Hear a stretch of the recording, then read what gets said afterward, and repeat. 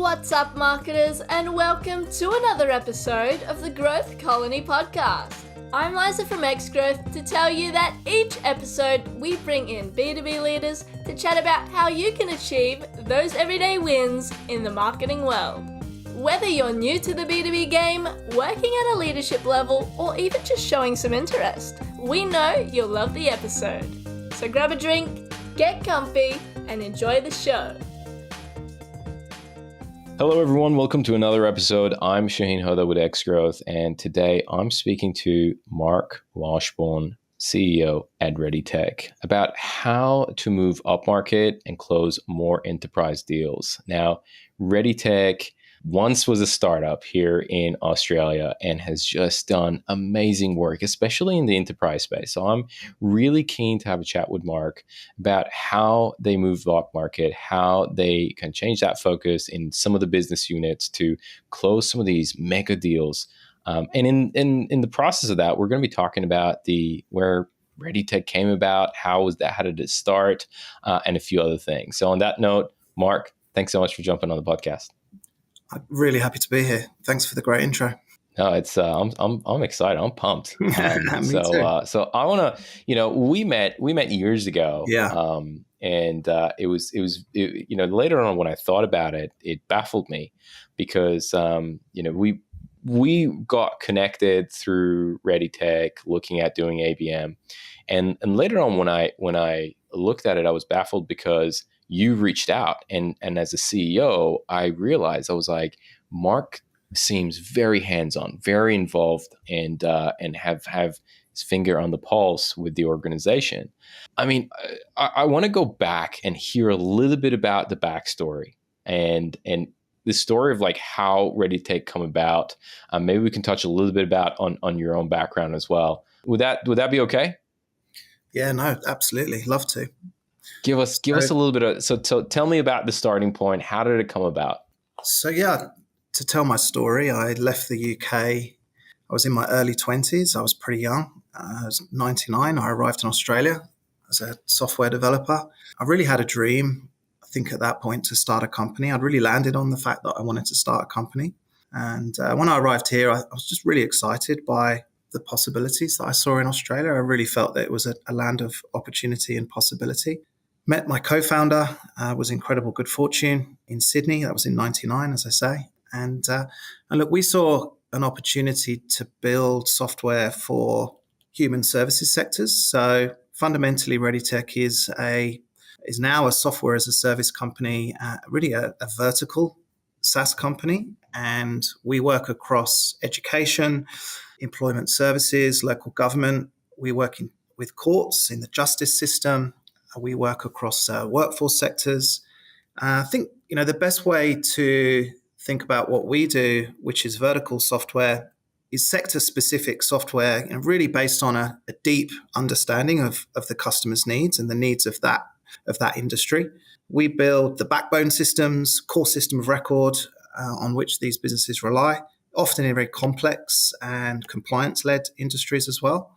So look, we support these critical sectors, across all of them. We're really helping them as communities to thrive and to be their best through technology, managing great outcomes for job seekers and students and apprentices through to citizens and employees. It's mission critical software, really all in these really critical sectors, ensuring a thriving society. So I think we've become a very purposeful company.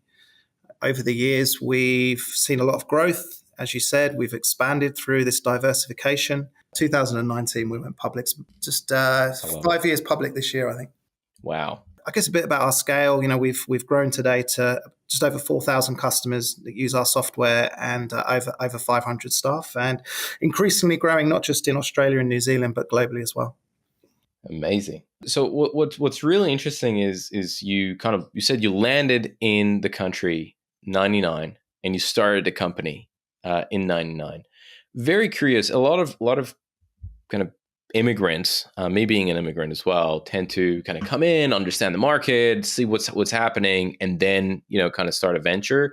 How did that happen? Like, how did you manage develop that understanding of the market, how things work in Australia to basically start a company? Or was it a lot of learning in the early days? Yeah, massive amount of learning. But I think all credit will go to my co-founder. He had worked in this sector, which was employment services. He was an engineer himself, and he really came across the opportunity to. I think it was really led by a change of government policy and compliance to also to privatize what was effectively the employment service industry. But look, in those early days, we just went very, very deep with customers. I was literally coding the software on the front lines in their offices, showing as I developed the code, I would sit with a user and ask them if that was what they were looking to how they would solve their problem. So yeah, customer intimacy and literally co-designing the products with customers in those early days. That was very, very much frontline, and I've really tried to maintain that as the company's grown and scaled, which is to be really customer-led and have that real deep domain expertise and very close customer intimacy. We've really tried to hold on to that. It's definitely easier said than done. I know right now ReadyTech works with a lot of really large organizations, right? I'm guessing that was not the case in the early days. Is that a fair assumption? Absolutely. Yeah. No, I think that in the early days, these were much smaller organizations, smaller contracts. I think in the last 4 or 5 years, we really made this decision to shift multiple products from SME to have an enterprise focus. I think just to give you a flavor of the scale, we're talking about moving from contracts of maybe on average $10,000 annual contract value, to software contracts of $500,000 or $1 million a year ACV plus.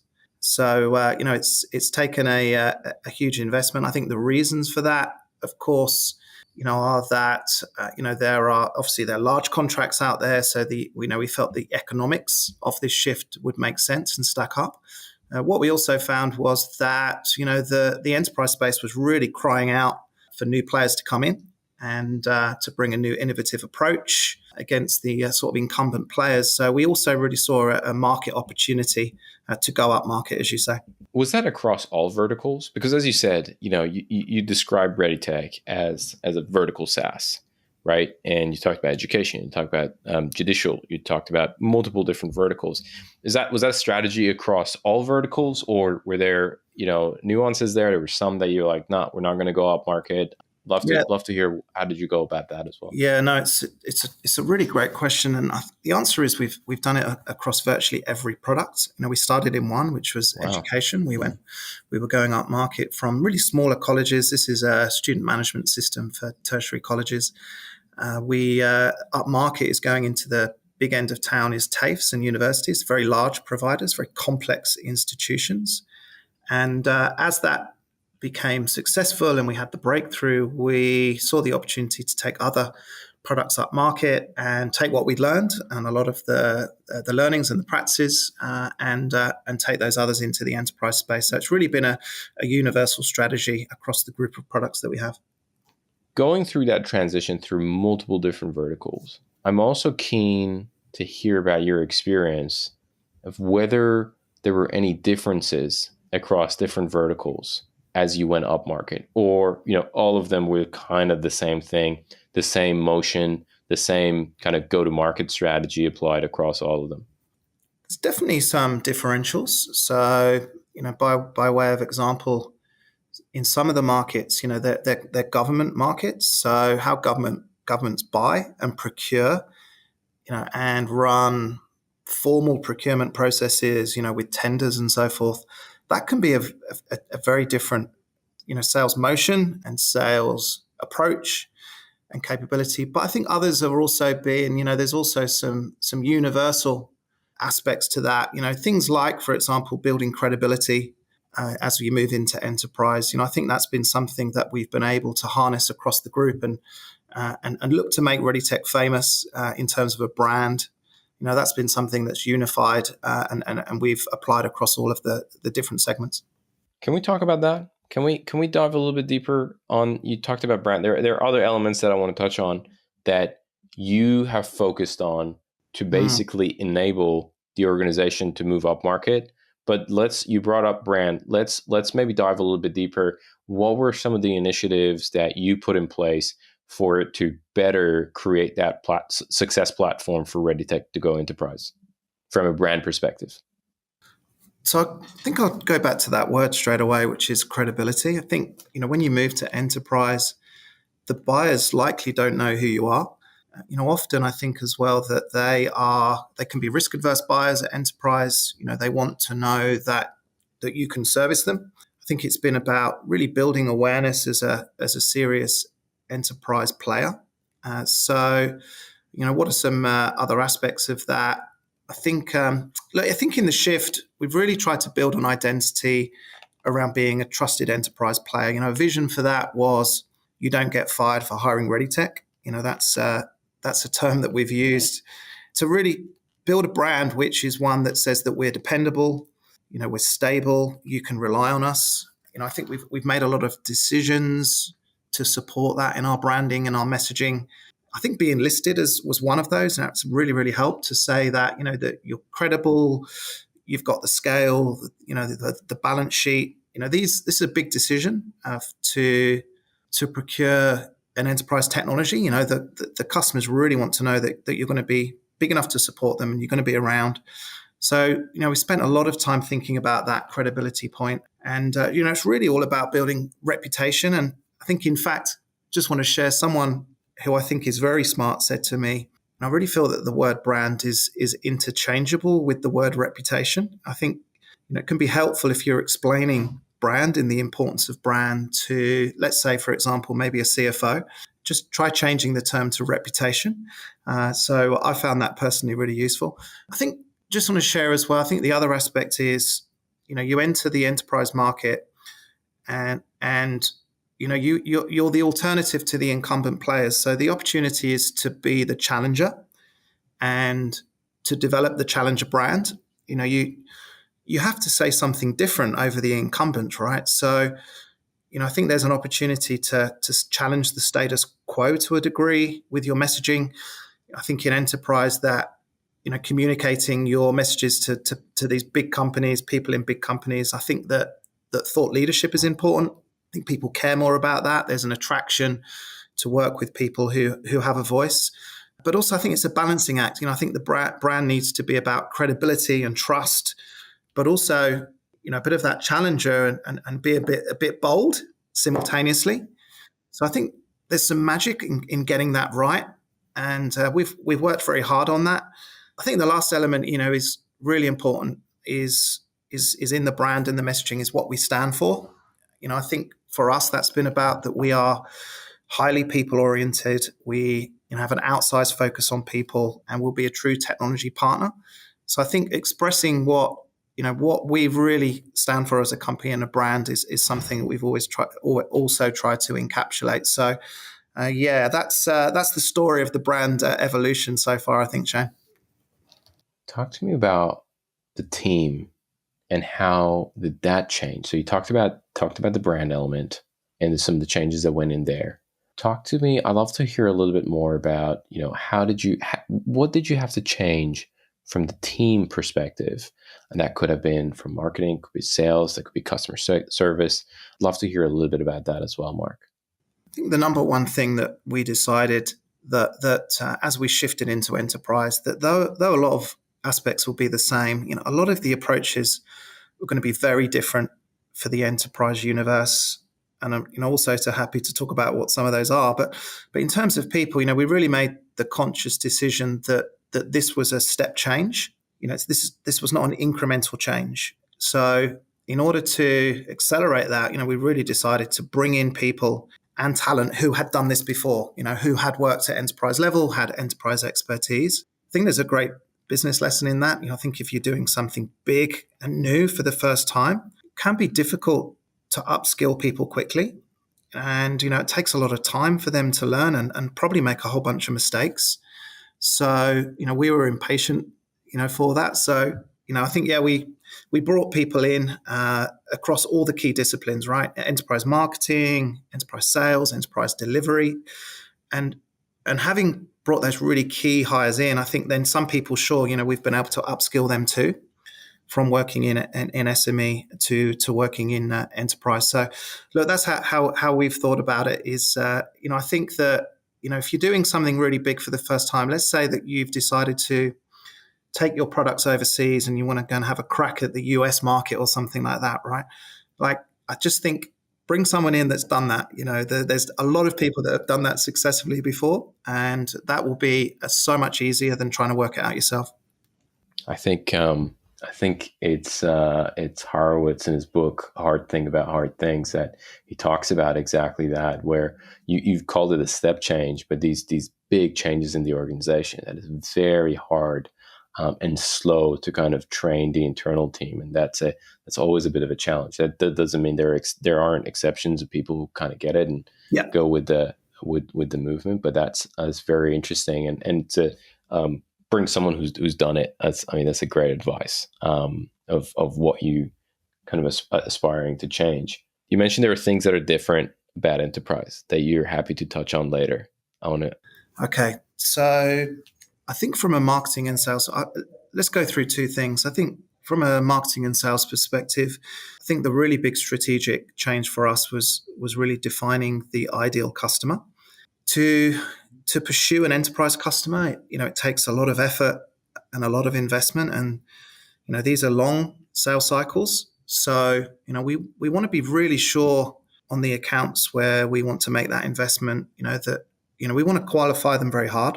So we instituted an approach called Deal Desk. And within that, the whole team comes together to decide if the customer is the ideal fit for us, and the onboarding team are involved. Getting them engaged early in the process becomes very helpful later when you win that account. But look, I think being very clear and intentional of whether this is an ideal customer or who our ideal customer is before we get started, that was a pretty serious change for us. I think the second aspect I'll touch on is, I think this is is very well known, but the transition meant for our team understanding that we're dealing with a much more complex buying center. There are many stakeholders, influencers, and decision makers in an enterprise deal, right? So it's quite different from SME. You might be talking to the one decision maker. So look, for our team, we went through a shift to mapping these different buyer personas, being really clear about what's important to the different roles. What's important to the CFO is different to what's important to the COO, right? So, being clear about what's important to each of them and ensuring our messages are aligned to those. But then also, I think that on top of this persona-based messaging, is that when we are working on an opportunity, is also ensuring that there's an overarching narrative, that sits across it and stitches it all together. So I'll probably call those two things out as the biggest changes for us. And that took investment and time to get that right, and really to get our playbook around this humming. Amazing. I want to touch on the ideal customer profile that you talked about.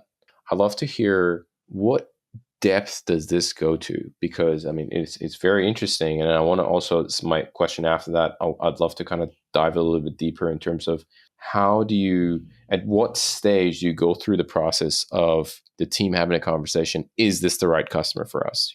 Is it an opportunity? Maybe a conversation has been had, and that's where it starts. I want to dive into that, but before doing that, I'd love to kind of hear from the ideal customer profile component. Like, how deep does that go? Is it, because I've seen a whole spectrum of them where, hey, if they have this many employees and they're based here, they're an ideal customer profile, all the way to a lot more extreme, a lot more detailed. What kind of approach do you and the team take? Yeah, I think it's a really interesting process. I think the first aspect of this, of course, is about product market fit, and these customers can be highly, highly complex in their needs.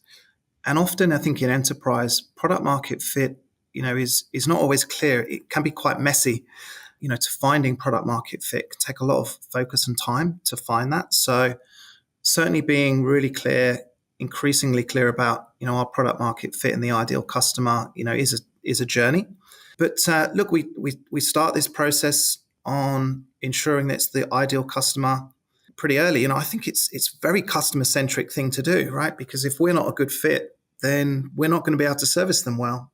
So, I think that, it's though at times you might walk away from something, I think it really is, it goes to the very heart of doing the right thing by the customer as well. But look, I think that the what's really helpful here is that through the process and starting early, the sales team, and often supported by marketing as well, really need to get a really deep understanding of those customer needs. That means asking a lot of questions. We have a playbook around that, a checklist of all the things that we need to understand about that customer that comes back to the team to decide if it's something that is the right fit for us and we're the right partner for that customer, and if it's something that we want to then invest significant time in to pursue that customer. And so it starts pretty early. Amazing. Okay. Has there been situations where either you, or it might have not been you, because it might be some of the sales team members, or someone who doesn't fully fit the ICP, and it's just obviously the deal has been pursued. Salespeople have a hard time saying no, especially if commissions are involved and hitting targets and all that stuff. Has there been situations that a deal would come through and it was just like not a good fit, but somebody has pushed it through? I think first of all, I would say that there should be tension in the team around these. I think it goes without saying that the salesperson is going to have a bias to want to pursue the customer, and products will have a voice. The onboarding team will have a voice, and there needs to be a really healthy tension. And when you get to the point that everyone is aligned and everyone feels that this is the right customer and the salesperson's done all the right work and asking all the right questions, then you get that really, really good alignment, and the chance of success for the customer through the entire process, goes up appreciably. So look, it's important to stay really disciplined. I think when you are a new business and you're a startup, right, you end up saying yes to a lot of things that maybe you shouldn't. But, I just come back to the point that ultimately, actually at times saying no, and, it's a difficult thing to communicate to the salesperson and for them to communicate to the customer. I think that, long term, it just ends up being a great decision for the company. And, if you have people with the company's long-term mission at their heart, including the salespeople, then I think you can keep everyone aligned overall. Got it. I want to go back to the brand conversation, because I think ReadyTech is in a unique situation where obviously there's been a huge amount of growth from the core of what ReadyTech offers, but there's been also, acquisitions that you've gone through and added different arms or verticals to the organization. And you talked about how you focused on the brand and kind of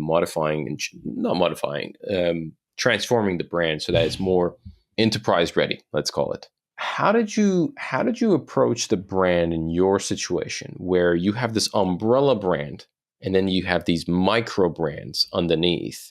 I'd love to kind of hear the challenges that you faced in terms of consolidating this. Was this a point of tension for you personally of like, how are we going to do this and how are we going to kind of fit all these together? Was it like crystal clear how it's going to be structured? What was that like? Certainly wasn't crystal clear. It certainly was somewhat. And look, do you want to be a branded house or a house of brands? Is the conversation that we had. Look, we made some acquisitions along the way of some products that had really trusted brands. Had brand equity. So I think ultimately, though, where we landed is that we'd be better off thinking that and believing that the optimal number of brands is one, and that we could concentrate all our resources, into one brand and make that brand as famous as possible. And, if I sort of go back to that enterprise brand strategy and a brand that, that presents scale and, a brand that has that reputation, it just made so much sense to fit everything effectively under one brand. So every product is a ReadyTech brand. We have products like, for example, in local government, Ready Community.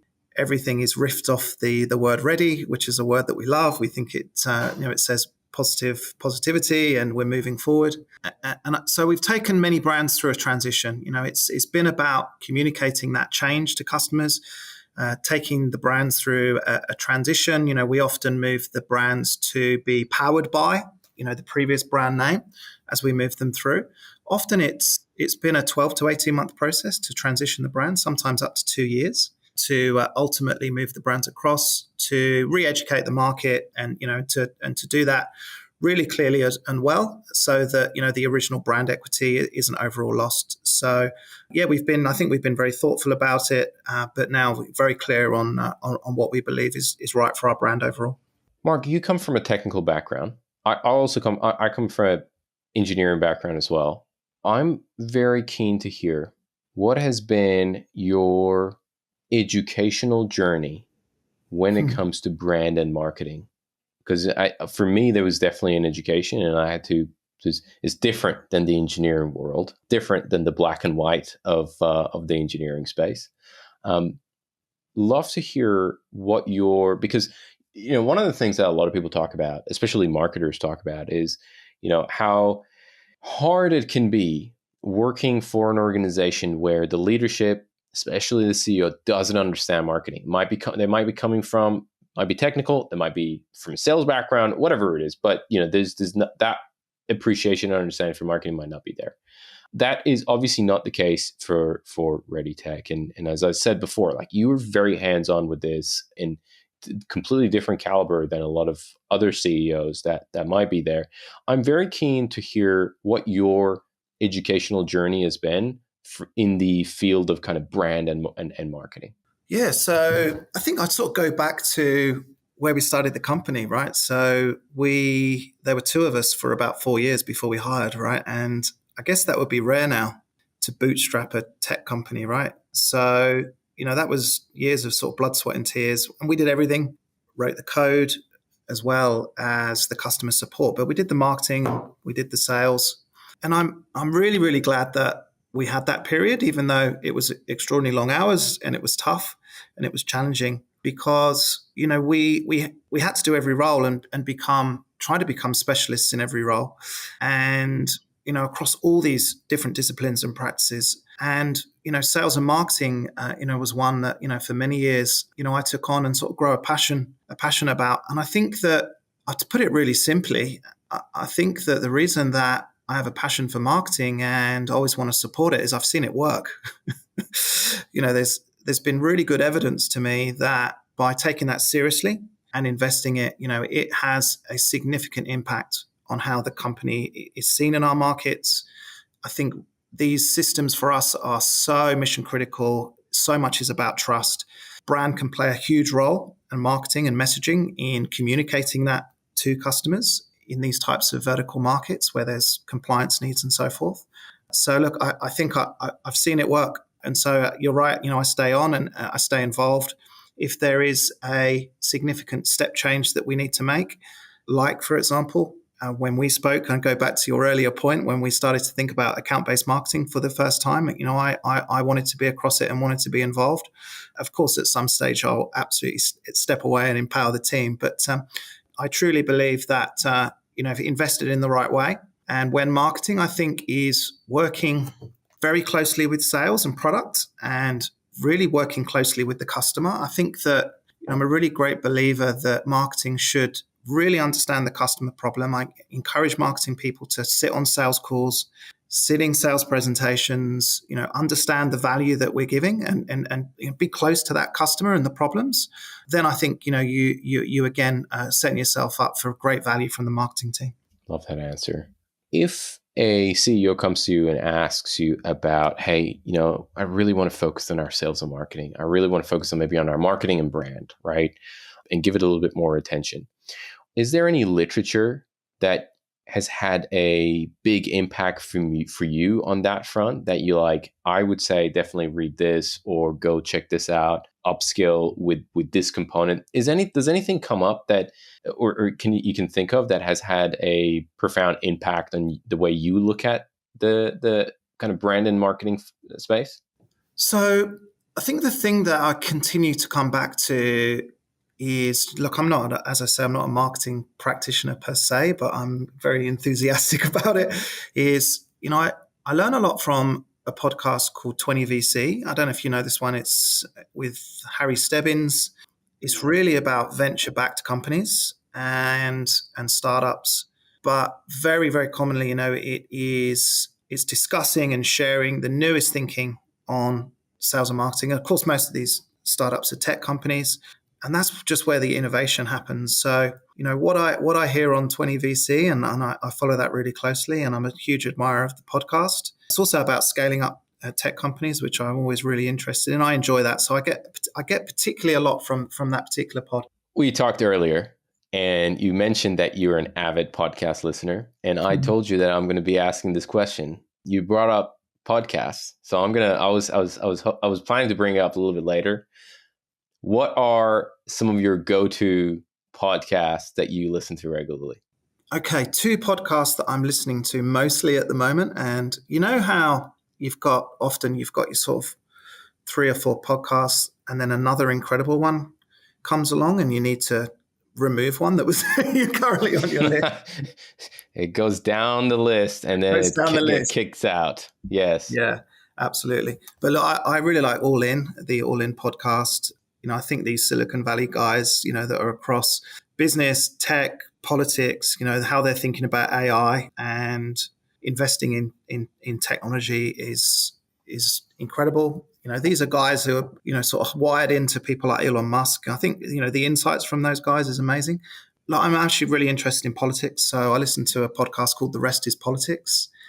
It's primarily has Alistair Campbell on the podcast out of the UK, talks about global politics, and to get insights from people who have truly been around cabinet tables and in those real positions of power in politics is extraordinary. So, yeah, the quality of the people now that are running podcasts it blows my mind, actually.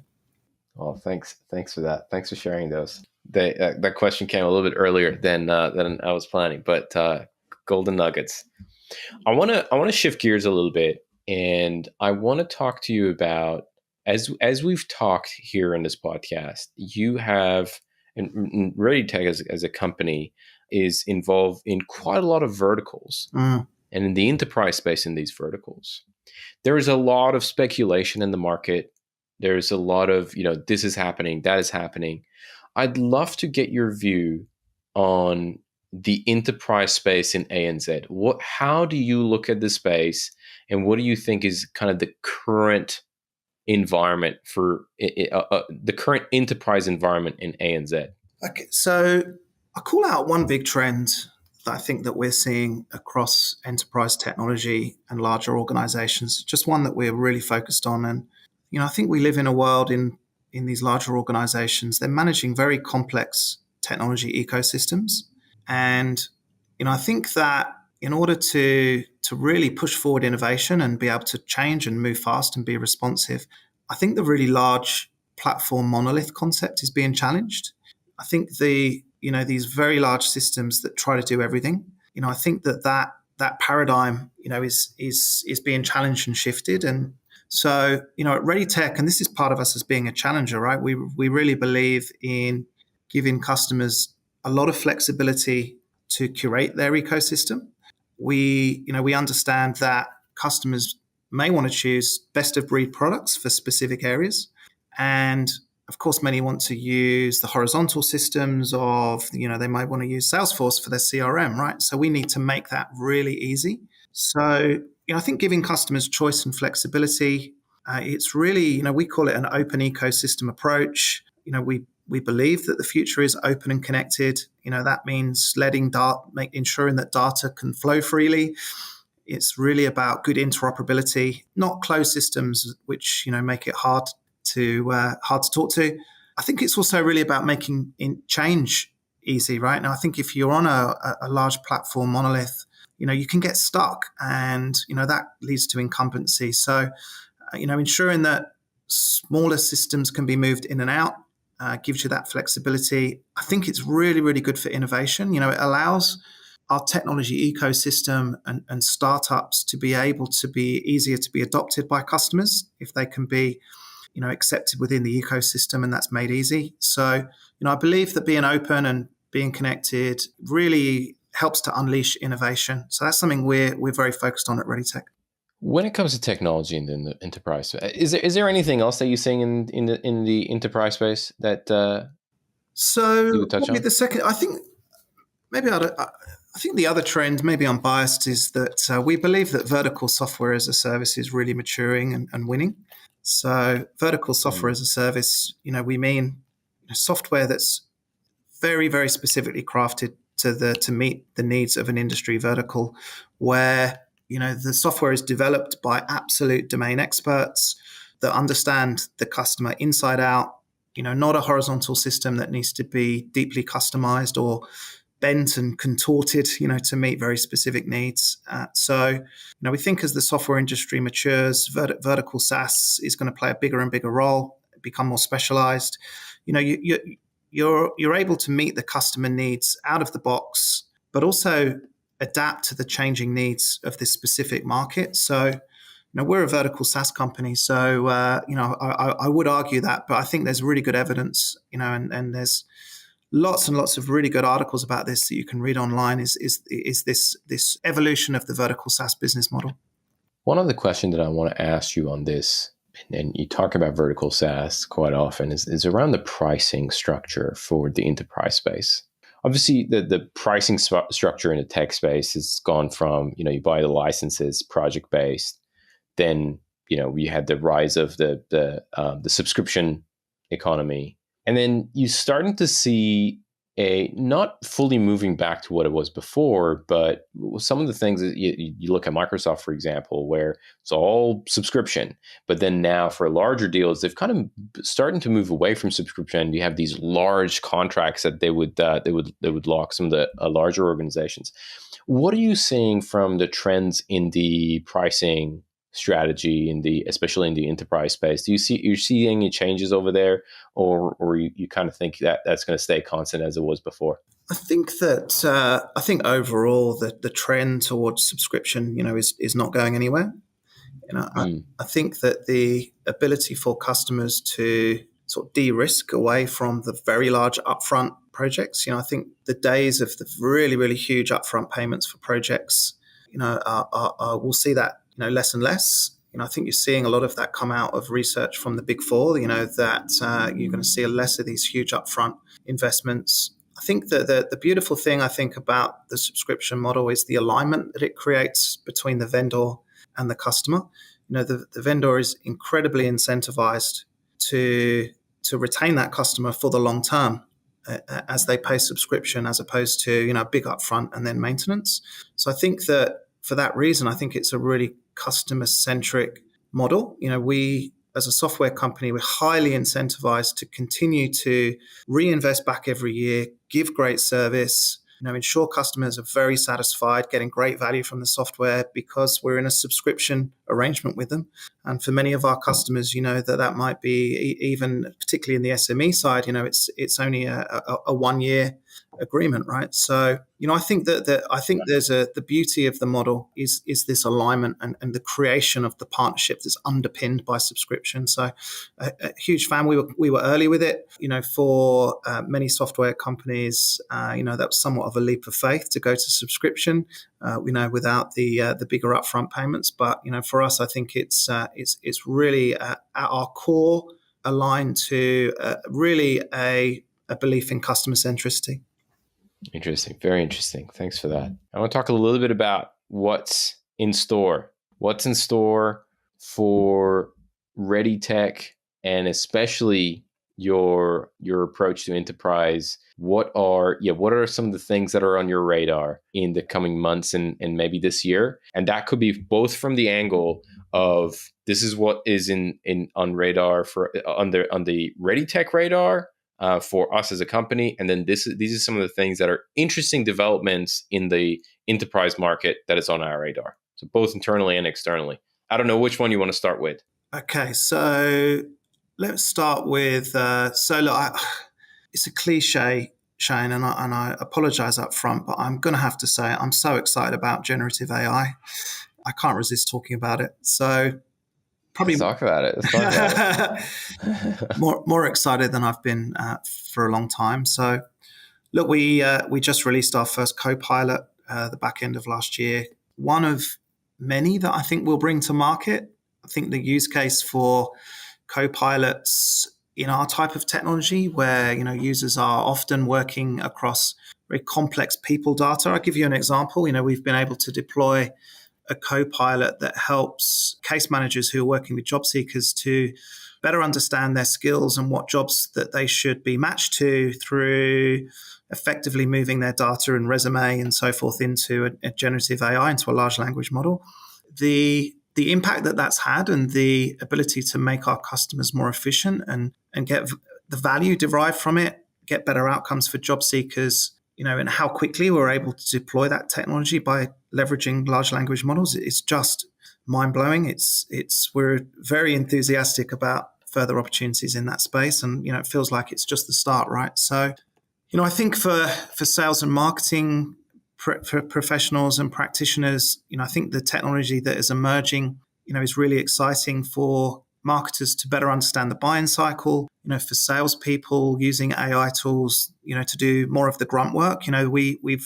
We recently deployed a software tool called Lupio that helps with tender writing. Tender writing, obviously can be quite arduous, and there's a lot of duplication from previous tenders. So, where our salespeople can spend more time on the quality of the response and being thoughtful about the response, and time directly with customers and talking to customers on the high value stuff, that's really exciting to me. And then if I call out one more thing about the trend that we're seeing, that we believe is, we think that as a company, we think customer culture is becoming more and more important. I believe that increasingly companies want to find the right culture match with their vendor.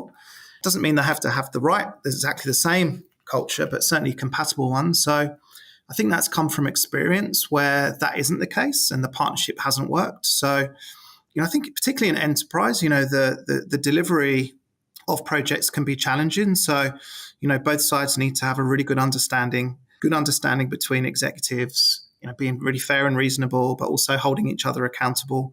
So I think there's an evolution in how customers and vendors partner together, understanding that they're on a shared mission as partners. I think that's really emerging. And so that's something I think we'll continue to see emerge, and we think is a really good thing, in terms of adoption of technology. AI and customer culture. That's very interesting.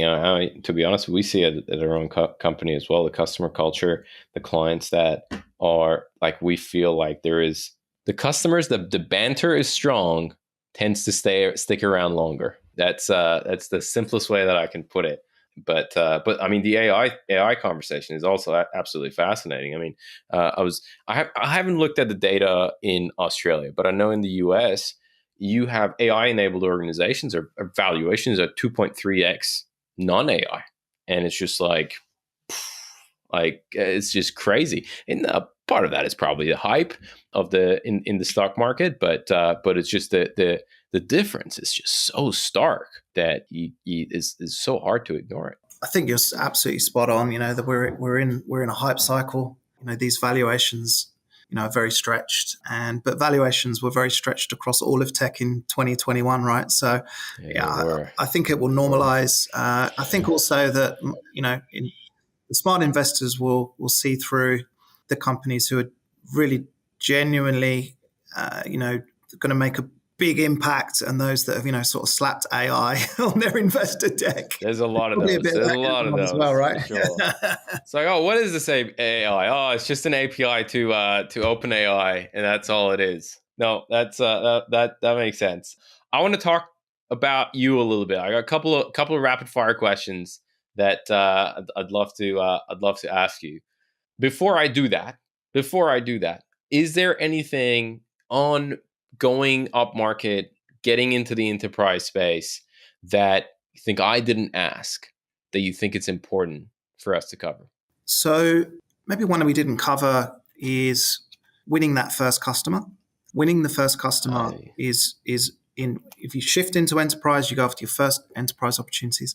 that is the hardest deal to win, is the first one, because that customer is likely taking a big chance on you, right? That's going to be seen as a big risk. So, I think that you really, really need to help that customer to de-risk, everything you can, to be thinking, how do we de-risk this? And that may even be to contract terms. So important it is to get that first customer, because that customer, I think it also really important is you do an amazing job, because they're going to need to be the reference site. That's going to make customers 2, 3, 4 a lot easier. They're going to be the case study. So, I think you need to be very buttoned up on support and service and delivery. In this space of enterprise, referencing is just absolutely critical.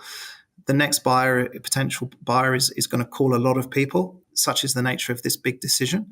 I think that's probably worthy of really an understanding is winning that first one, just how hard it is. And you might need to think about that quite creatively and take a bit of risk on your side, such as the importance of winning that first customer and the ideal first customer. That's such a great point. Thanks for making sure we don't miss that on that one. Okay. Did you know that 65% of marketing leaders in APAC view ABM as a crucial part of their marketing spend? And that the emergence of generative AI is transforming the marketing landscape?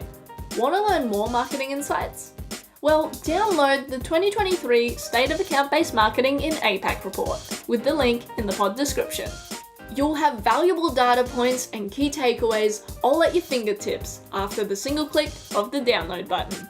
Get your copy now and find out how you can transform your ABM game today.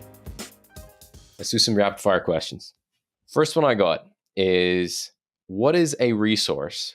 This could be a book, a blog. I know we talked about podcasts a little bit. It could be a talk that has had a fundamental impact on the way you work or live.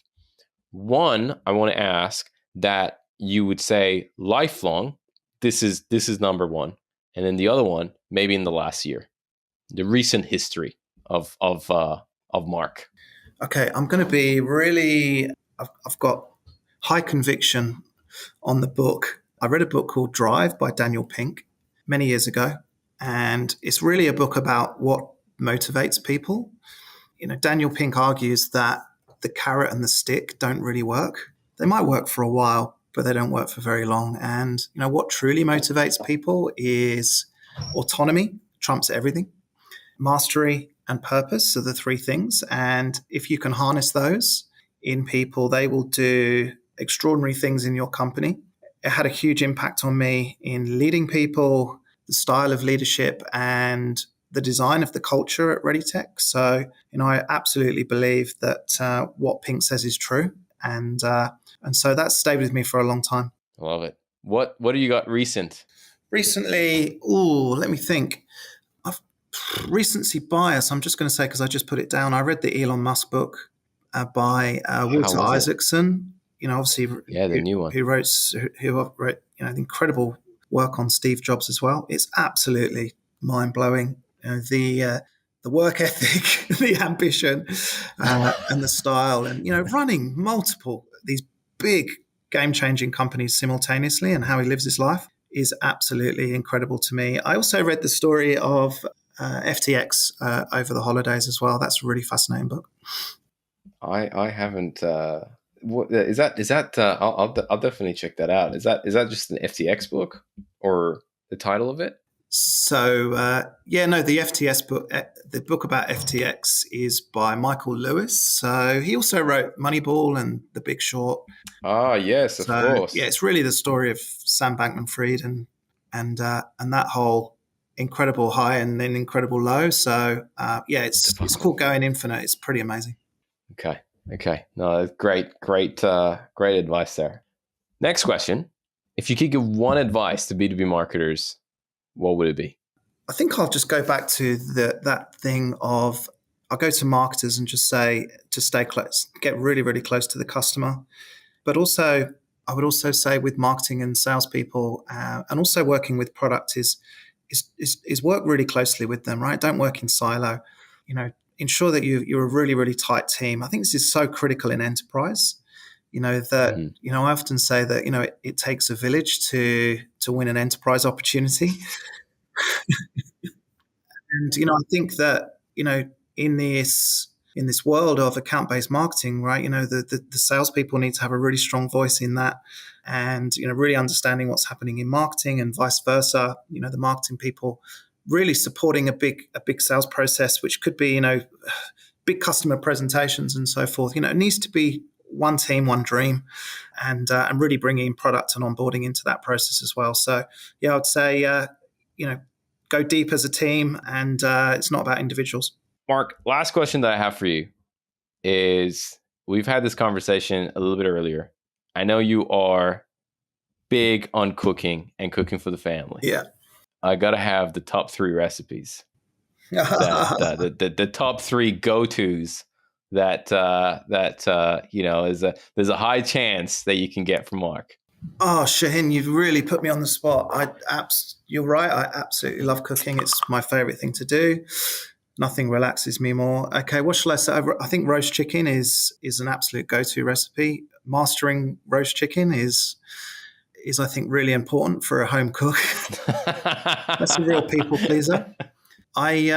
Recently, last year or so, I've become obsessed with pizza, making pizza dough, and have a wood-fired pizza at home. So trying to accomplish the perfect pizza, with some blackened on the bottom of the dough, perfect mozzarella, perfect tomato sauce. That's been a really, really fun thing to do. And the kids would appreciate that one. Kids love that, and it's a really fun thing to do as a family. Yeah, you get a lot of brownie points from your kids for that one. Love it. They really enjoy that. I don't really agree with putting pineapple on pizza, so that's a bone of contention. What shall I say? I actually can cook a curry from scratch as well.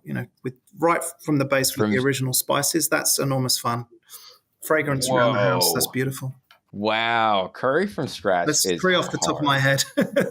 That's hard. That's really challenging. Was this something that you kind of discovered while you were kind of running a business? Was this something from childhood that was like in you, and you're like, you always liked it? Where did this come from? And it sounds like it has a bit of a meditative element for you as well. Yeah, I think so.